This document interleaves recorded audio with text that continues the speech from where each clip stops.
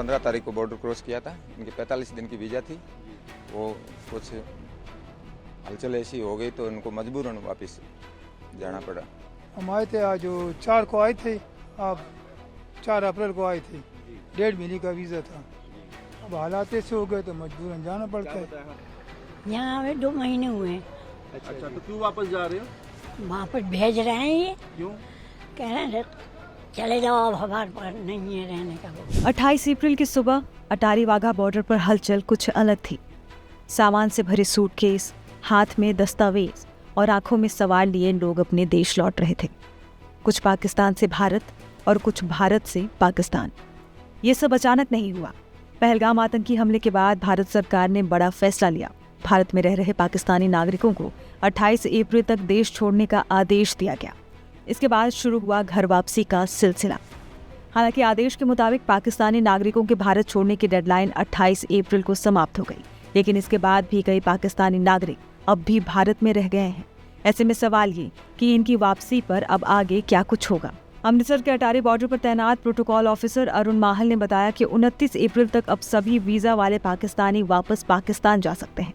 उन्होंने ये भी बताया कि आज भारत से 237 पाकिस्तानी नागरिक वापस पाकिस्तान भेजे गए हैं और 116 भारतीय पाकिस्तान से वापस भारत लौटे हैं।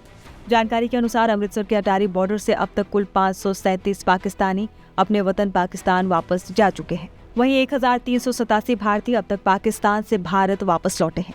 अब जानिए अटारी वाघा बॉर्डर से किस दिन कितने पाकिस्तानी वापस लौटे। 24 अप्रैल को 28 पाकिस्तानी नागरिक वापस गए, वहीं 105 भारतीय नागरिक वापस भारत आए। 25 अप्रैल 191 पाकिस्तानी नागरिक वापस गए, 287 भारतीय नागरिक वापस भारत लौटे। 26 अप्रैल 75 पाकिस्तानी नागरिक वापस आए, 335 भारतीय नागरिक वापस भारत लौटे। 27 अप्रैल 237 पाकिस्तानी नागरिक वापस आए, वहीं 116 भारतीय नागरिक वापस देश लौटे।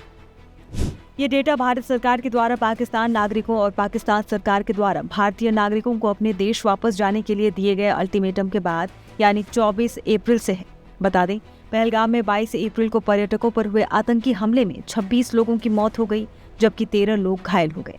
प्रधानमंत्री नरेंद्र मोदी सऊदी अरब का दौरा बीच में ही छोड़कर दिल्ली वापस लौट आए। माना जा रहा है कि ये हमला साल 2019 में पुलवामा हमले के बाद घाटी में सबसे घातक हमला था। पाकिस्तान से प्रतिबंधित संगठन लश्कर-ए-तैयबा से जुड़े उनके संगठन द रेजिस्टेंस फ्रंट ने इस हमले की जिम्मेदारी ली। पीएम मोदी ने कहा है कि पहलगाम में लोगों पर हमला करने वाले आतंकियों को मुंह तोड़ जवाब दिया जाएगा। फिलहाल आतंकियों की तलाश अभी भी जारी है।